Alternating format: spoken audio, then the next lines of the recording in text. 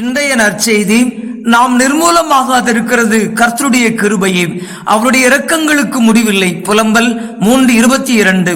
எரேமியா தீர்க்கதரிசி தன் வாழ்க்கையின் மிக குழப்பமான, வேதனையான, மிக இருண்ட நேரத்தில் உரைத்த வார்த்தையே இந்த வசனம். நகரம் சிதைந்தது, ஆலயம் எரிக்கப்பட்டது, மக்கள் சிறைப்பிடிக்கப்பட்டனர், நம்பிக்கை குலைந்து போயிற்று, எங்கும் இருள் சூழ்ந்த நேரம். அந்த நேரத்தில் எரேமியா இந்த ஆறுதலின் வார்த்தையை உரைக்கிறார். நாம் நிர்மூலமாகாதிருக்கிறது கர்த்தருடைய கிருபையே என்கிறார். நாம் இன்றைக்கு இருப்பது நம்மால் அல்ல, அவருடைய கிருபையே நம்மை தாங்குகிறது. நாம் இன்று உயிரோடு இருக்கிறோம், விசுவாசத்தோடு வாழ்கிறோம், இன்னும் தேவனை தேடுகிறோம் என்றால் அதுவும் கர்த்தருடைய கிருபையால் தான். நம்முடைய பலவீனங்களில் நம்மை நிற்க வைத்தது அவருடைய கிருபையே. நாம் தவறிய போது காப்பாற்றியது அவருடைய கிருபை. அவருடைய கிருபை இல்லை என்றால் நாம் இருக்க மாட்டோம். அவருடைய இரக்கங்களுக்கு முடிவில்லை.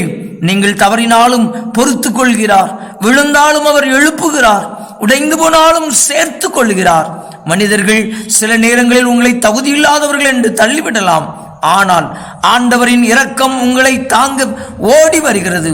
ஒவ்வொரு நாளும் என் கிருபை உனக்கு போதும் என்று சொல்லி நம்மை ஆற்றி தேற்றுகிறார்.